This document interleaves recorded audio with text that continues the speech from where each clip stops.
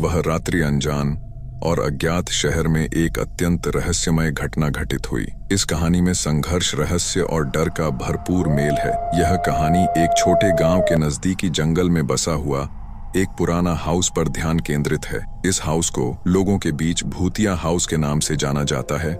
जब से एक रहस्यमय और अज्ञात घटना हुई है, तब से इसे छोड़कर लोगों का ध्यान वहां बड़े ही कम हो गया है। एक रात जब हवा में एक अजीब सी चिल्लाहट महसूस होती है, एक समूह युवकों ने उस हाउस की ओर रुख किया। उनमें से एक था विक्रम, एक रोमांचक और डरपोक लड़का जो कि उस हाउस के बारे में कई किस्से सुन चुका था।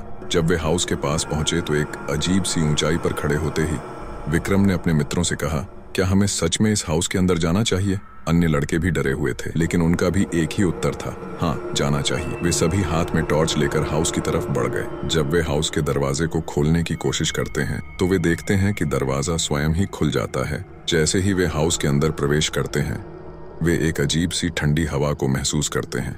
उन्हें लगता है कि कोई अनजान उनके पीछे है। हाउस के अंदर उन्हें अनजाने ध्वनियों की आवाज सुनाई देती है। उन्हें लगता है कि कोई उनका स्वागत करने के लिए है।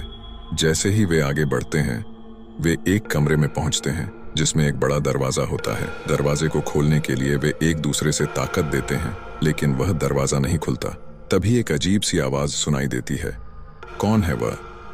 विक्रम और उसके मित्र डर के मारे हैं, लेकिन वे निर्धारित होते हैं कि उन्हें यहाँ अनजान के सामने विक्रम और उसके मित्रों की दिल्लगी और डर ने और भी बढ़ दी है। जब वे उनके सामने अनजान की बात करते हैं, धीरे धीरे उनके सामने एक अद्भुत और अद्भुत आत्मा उभरती है जिसका स्वर अंतरात्मा में घुस जाता है। विक्रम और उसके मित्र बिल्कुल भयभीत हो जाते हैं, लेकिन उनकी करनी साहसी नहीं है। अचानक उनके आसपास से अजीब से आवाजें और अजीब से दृश्यों का संगम होता है जो उन्हें डरावनी अनुभूति देता है। विक्रम के मन में उस अत्यंत रहस्यमय और अज्ञात आत्मा के साथ एकमात्र आलोचना होती है, उसकी माँ। उसकी माँ की मौत का रहस्य भी अब तक सुलझा नहीं था। जैसे ही उन्होंने अज्ञात को देखा, उनकी आंखों में एक अजीब सी चमक होती है।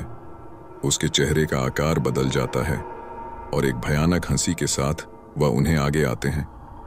धीरे धीरे विक्रम और उसके मित्रों के सामने अज्ञात की असलियता सामने आती है। यह उनकी भूतिया और अज्ञात आत्मा की जान को छुपाने के लिए उसकी माँ थी, जिसका रूप उसने धारण किया था। तब समझ में आता है कि वह घटना जो उनके जीवन में घटी थी, वह सिर्फ उनके डर और अस्तित्व का परिणाम था, जो उन्हें उनके अंदर छिपे रहस्यों के खोज में धकेल दिया था। अनजान के सामने का दृश्य अत्यंत डरावना और भयंकर होता है। उसकी आंखों में डरावनी चमक होती है और उसके चेहरे का आकार बदल जाता है, जो देखने वालों को डरावना लगता है। चित्रकार अनजान के भयानक रूप को एक अत्यंत व्यंग्यपूर्ण और संतुलित ढंग से प्रस्तुत करते हैं। जैसे ही समूह वह रहस्यमय प्रेत के सामने खड़ा होता है, विक्रम और उसके दोस्तों को एक समझने की क्षण आती है।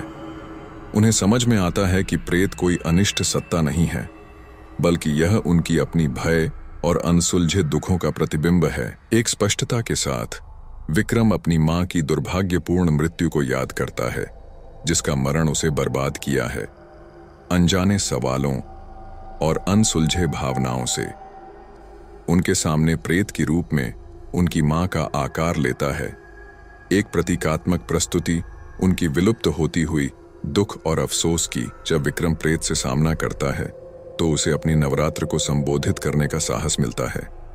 वह प्रेत से बात करता है, अपनी प्रेम और दुख व्यक्त करते हुए अंततः उनके लिए जो विचलन का कारण रहा है, उसके लिए निराशा पाता है। उसके दोस्त भी अपने अपने आंतरिक राक्षसों से सामना करते हैं, प्रत्येक अपने भय और असुरक्षा का सामना करते हैं। साथ में वे एक दूसरे का समर्थन करते हैं इस पुराने अनुभव के माध्यम से, जिससे उनके बीच संभाव्यता और साहस में वृद्धि होती है। संदर्भ के साथ प्रेत धीरे धीरे ध्वंस होता है, एक शांति और स्वीकृति की भावना को छोड़ता है। विक्रम और उसके दोस्त रहस्यमय गृह से निकलते हैं, स्वयं को स्वीकार्यता के साथ प्राप्त करते हैं, और हालांकि उनके अनुभव का स्मरण हमेशा रहेगा, लेकिन वे जानते हैं कि वे साथ मिलकर अपने भयों का सामना करके मजबूत हो चुके हैं। ऐसे ही हॉरर स्टोरी कहानी सुनने के लिए हमारे वीडियो को लाइक करें और चैनल को सब्सक्राइब कर देना, और कमेंट में बताओ कि आप लोगों को ये स्टोरी कैसी लगी।